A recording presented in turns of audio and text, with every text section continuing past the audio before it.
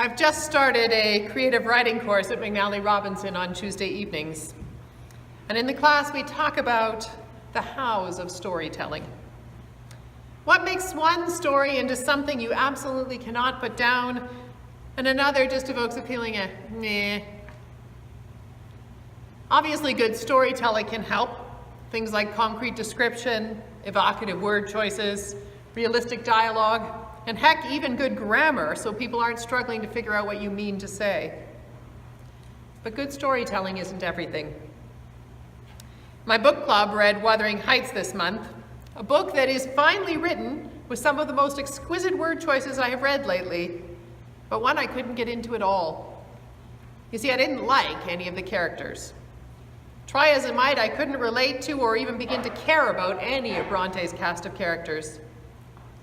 I've read many poorly written books that I cannot put down because I need to know what happens to the characters.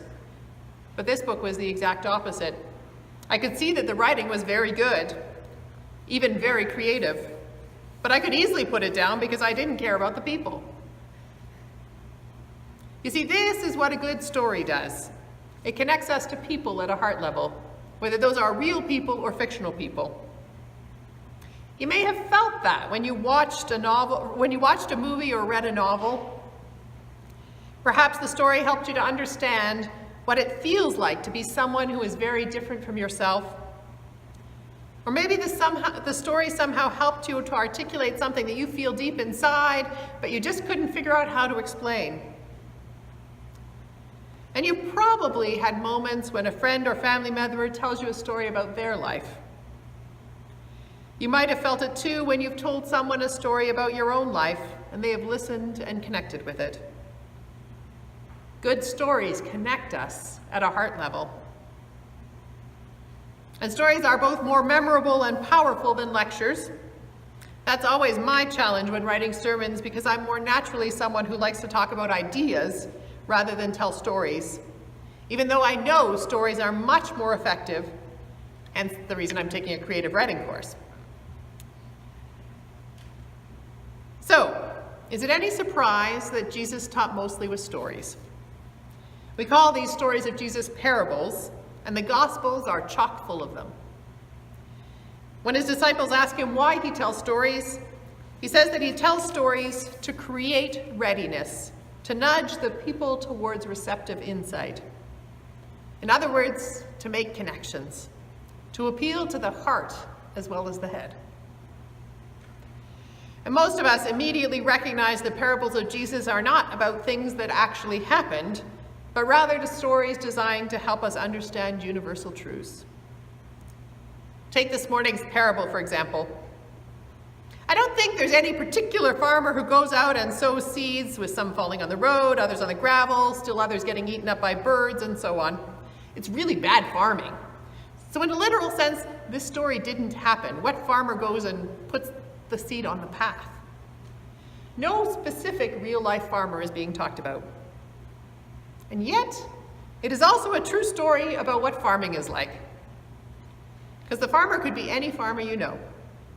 You sow seeds, and then it doesn't rain, and they don't sprout. Or they sprout, but then a late season frost kills them off. Or the weeds get ahead of the wheat, and you have a field full of weeds with almost no wheat and a giant mess. Or there's hail, or floods, or any other number of things that can happen to the seeds you have sown. It is absolutely true that not every seed that a farmer plants will ever yield good fruit. Some do, but some don't. It is precisely what author Thomas Mann describes as a myth, a story about the way things never were, but always are. And this story is also true in a symbolic way. We often talk about the energies and influences and possibilities that come into our lives as seeds. And we know that not everything that is planted in our life will grow to bear good fruit. Some won't grow, some will grow for a time, then wither, some get strangled out by the weeds, and some will bear amazing fruit. Most of us can probably see ourselves in this story if we are willing to engage with it. It is easy enough to recognize that the parables of Jesus are stories meant to help us discern meaning, not to be meant to be taken too literally. However, as we've been talking about in our Friday study group, which anyone who wants to join is welcome to join, the authors of the rest of the Bible were also way more interested in telling stories to help us discern meaning than in giving us factual accounts of really anything. Did creation really happen in 7 days? I doubt it. The story itself is set as poetry, and it has internal elements that make a literal reading unrealistic, even if you assume that days in God's time could be very long periods of time. For example, how did God create day and night before creating the sun and the moon? But does this first story of creation in Genesis 1 tell me something at a heart level about the relationship between God and the earth? Absolutely. And God saw that it was good. And God created humankind in God's image and asked them to take care of the earth. And on the seventh day, God rested. There is deep spiritual wisdom here. Do I think Noah took animals 2 by 2 onto the ark? No. However, does the rainbow in the sky still work powerfully as a symbol of God's presence even when it is pouring rain in our lives? Even when everything seems like it's going to be flooded out? Well, you bet. Or to use a story we talked about a couple weeks ago, did wise travelers from the east actually present gifts of gold, frankincense, and myrrh to a newborn baby? Probably not. But do those gifts and the fact that foreigners brought them tell us something about the ministry of Jesus and what it meant to the community that Matthew was writing his gospel for? Well, again, absolutely. Some of you might remember a 1965 movie entitled The Greatest Story Ever Told, which told the story of Jesus' life. The film itself was a bit of a box office flop, maybe in part because it ran for a whopping 199 minutes. Yet it's a great title, isn't it? How liberating, perhaps, to think of the gospel story of Jesus as the greatest story ever told. It's kind of like that hymn we just sung. I love to tell the old, old story. And when we think about it as story, it frees us from sweating over the inconsistencies between the gospels or the things that are just plain mystifying. Instead, it invites us to focus on the meaning, not the historical veracity, which is, after all, what the gospel writers were trying to convey. The books are called gospels, right? Which means good news stories. They're not called history books. And this is absolutely not a new approach to Scripture. It's actually a surprisingly old one. Augustine of Hippo, for example, who wrote in the 4th century and was surprisingly conservative, talks about a non-literal interpretation of the creation story and how you cannot look to Scripture for scientific truth, because that's just not what Scripture's about. And similarly, a 4th century commentary by African-born Italian Bishop Fortunatus of Aquila interprets the Gospels in a completely symbolic way.